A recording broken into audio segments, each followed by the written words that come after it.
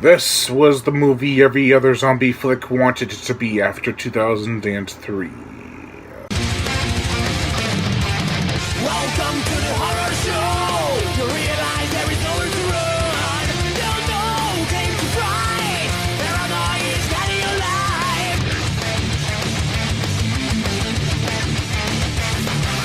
alive. 28 days later.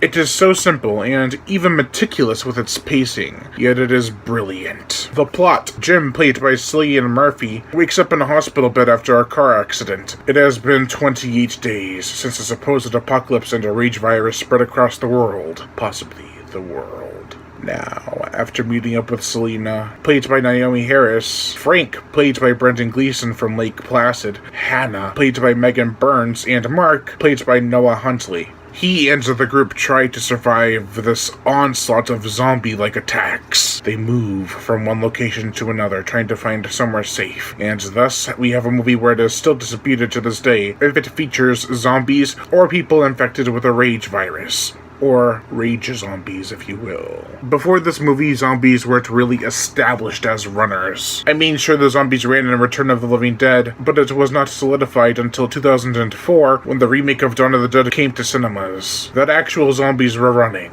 A lot of people considered those bitten in the series to be infected, and I half agree. Some say that the victims were never dead to begin with, therefore cannot be considered undead. However, zombie doesn't mean undead, it means you're pretty much brain dead. I've heard some other people say that when someone is killed by an infected individual, they don't come back as a zombie. Well, I do agree there, but there are different types of zombies in all of film. There's the thinking zombie, there's the gun-crazed zombies, there are zombie followers, and with 28 days later, they're rage zombies. Another thing that makes people think that they aren't zombies is that they are referred to as the infected throughout both of these movies. But not every zombie movie in the world calls them the undead, or even zombie, for that matter. Hell, in The Walking Dead, they're called walkers, even though they are clearly zombies. The movie itself starts off in total isolation. Jim wakes up in a hospital, much like in the following years as Resident Evil and The Walking Dead TV series, which came later, and he mainly just strolls around. He doesn't find help for a good 10 to 15 minutes. This helps fill you with dread, and when he sees the newspapers, you know the worst has already happened. The apocalypse. When the twitchy rage zombies do come, they are fast, furious, and high in numbers, usually. I love these kind of zombies, because they are always spitting up blood, as if the infection is vomiting out whatever is left of their soul. Or, you know, the body trying to fight off the infection, it's failing, so it has to escape. I'm not a science guy. I remember when this movie came out in 2003, and I was around 10 years old around that time. Still in love with all those creature features. I had only seen a handful of zombie movies like the original Night of the Living Dead and some of Day of the Dead. I didn't get to see it in theaters, but I didn't consider it a terrible loss. So when I was watching TV one day, I saw that it was on, not knowing that I was watching Tomcat, which is a raunchy comedy. I was like, how the hell is that scary?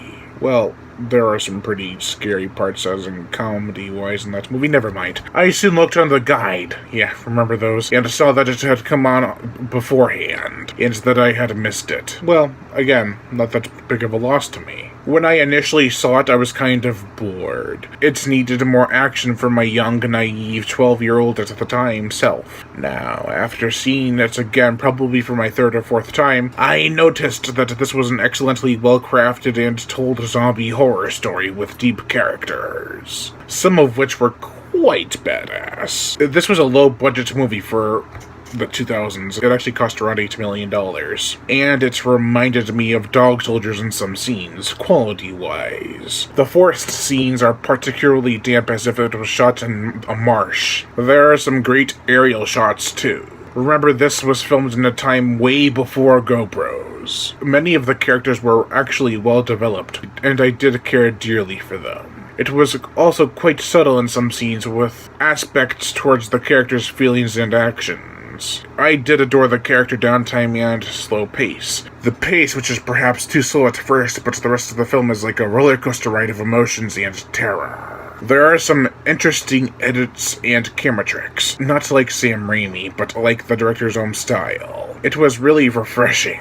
Well, besides the shaky cam abuse. The gore, the effects. While this did have some good bloody scenes, I felt there could have been more gore. Regardless, we do get a brutal eye gouging, blood coughing, stabbing, bashing, disturbing dead bodies, and some violent zombie attacks. Not the goriest zombie movie, but this one definitely didn't need it to be. The musical score, very fitting. It's sad and somber in some scenes and intense in the others. In the House, in a Heartbeat, is definitely my favorite and the most iconic in this movie. It's been played in other movies and other movie trailers as well. It is sort of like Requiem for a Dream's main theme. Brilliant zombie movie. That's what this is. It could have been better paced in the beginning, and I do feel the soldier subplot was more of an inconvenience than anything, because they don't gain or lose anything from it. Well, depending on which ending you watch. This has earned the title as one of the best and scariest zombie movies ever made. I think it is a high watermark. Maybe not that scary, but still highly effective. And the sequel, well, that's another story. As for this movie, I love it. And all of its gory glory and so much twisted look on what a post-apocalyptic military would do for a woman.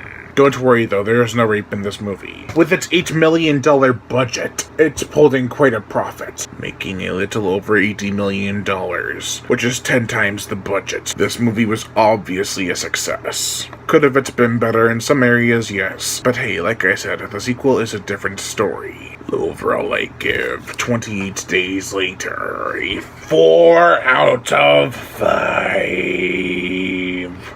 I am Brian Gatto, host of Horror Show Entertainment. Make sure to like my Facebook page in the description below and to leave comments and subscribe.